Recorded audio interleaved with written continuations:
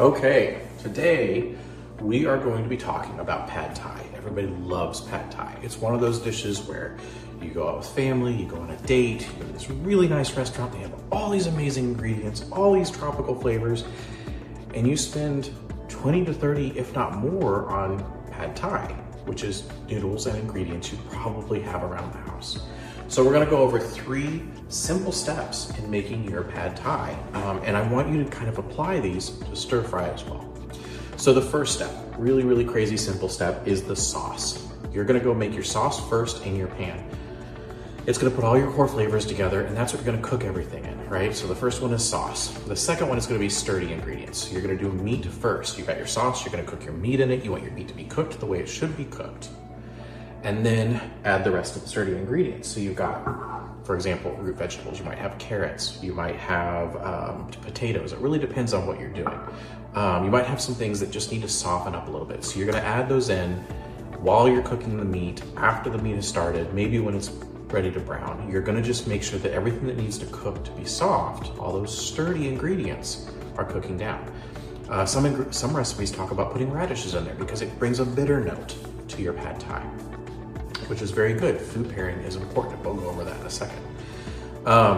So the third thing, so you've got your sauce, you got your sturdy ingredients, and then you have your soft ingredients. So if you're cooking seafood, seafood's gonna be more of a soft ingredient. When you're doing your eggs, that's gonna be more of a soft ingredient. Everything's in there, everything's in the sauce, you haven't added the noodles yet.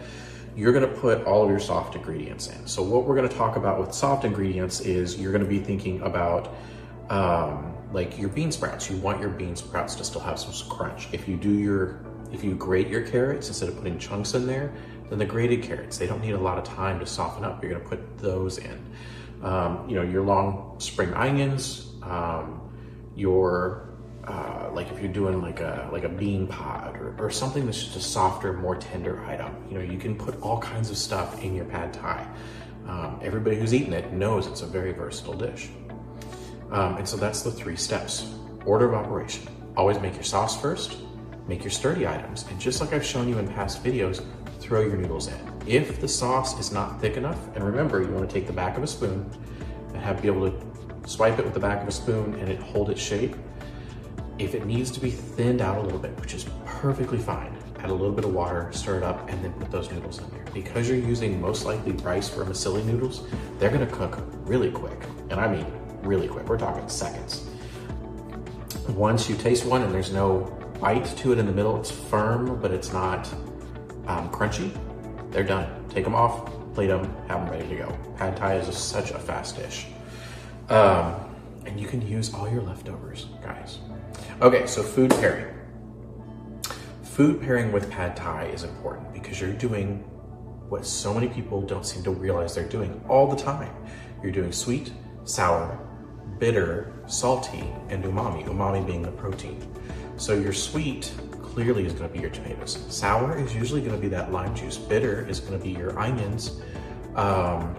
Salty is actually gonna come out kind of naturally from everything, but you're probably gonna be using soy sauce. I use coconut aminos to help trick that flavor profile into the salt without putting as much sodium in my diet. And then umami is whatever your protein source is gonna be. Today, we're gonna do a little bit of a hack with sun-dried tomatoes, which all that flavor is condensed down and it really brings out the natural umami flavor of the tomatoes. So when I make my sauce, I'm gonna make them with sun-dried tomatoes. If your meat is already cooked, today I'm using pre-grilled chicken, slice it up, throw it in there. It's gonna go in with the soft ingredients. It's gonna go in at the end. The eggs go in at the end because you just wanna stir them up right before you put those noodles in. If you have questions, put them down below. We'll be back in just a minute with the actual food. Sorry for the interruption, folks. We have more content for you. We have cookbooks teaching you how to cook instinctively, and we have more upcoming tips, tricks, and hacks. We just need you to subscribe to the channel, follow us. It'll help get more content in front of you. Thanks. Back to your regularly scheduled programming. So I did blend up sun-dried tomatoes, olive oil, black pepper, ginger, the stems of the basil, and then I'm gonna throw in basil leaves, onion. So basically the way I'm doing the math on the sauce and this will need to be thinned out as it cooks, is you want to do all 5 of your flavor profiles. You want to do sweet, sour, salty, bitter, and umami. And the sun-dried tomatoes are adding the umami flavor.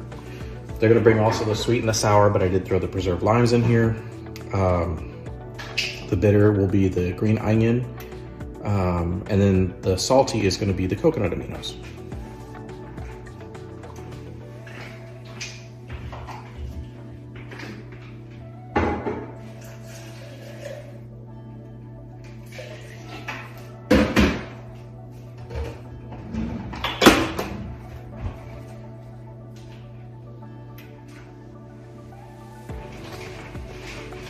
Because it's food prep, I'm not throwing in seafood. Normally I would.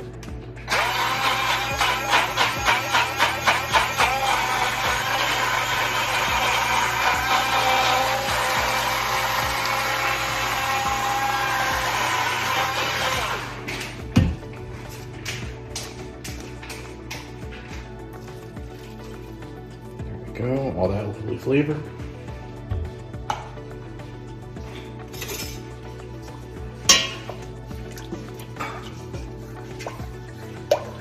And because we're gonna throw some sturdy ingredients in that are gonna need to cook, this is gonna be on medium heat for now. We want this sauce to kind of come together a little bit, turn into a sauce instead of just a puree.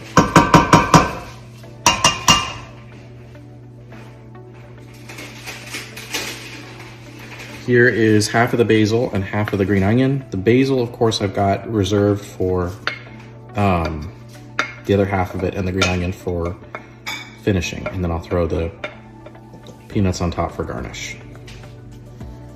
We just want all that flavor to cook together.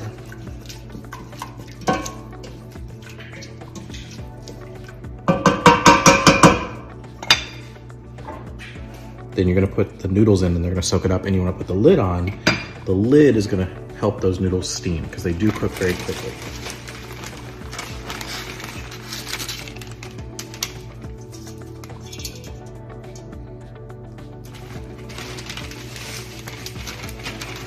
I'm using the rice vermicelli that we'd use in like a spring roll. There we go.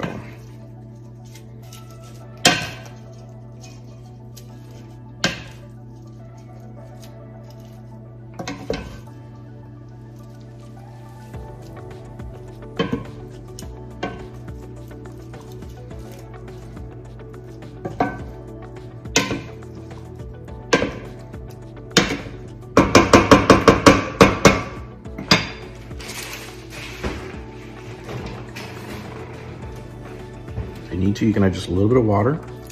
It's a balancing act.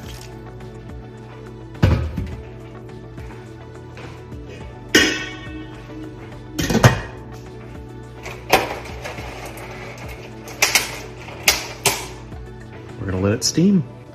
Okay, here we are just a couple minutes later. The vermicelli has soaked up the water. It's still got some that have not laid down, basically. So we're almost done here. I'm gonna start adding in the chicken, which is gonna reduce the temperature of the bowl a little bit. And so I just coarsely diced grilled chicken.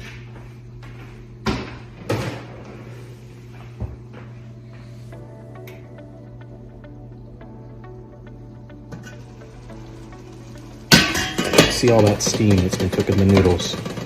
We're just gonna do a real quick rough turn.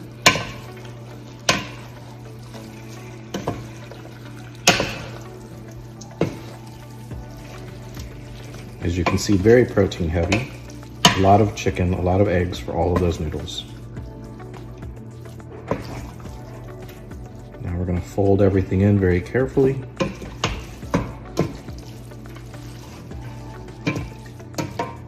And then plate.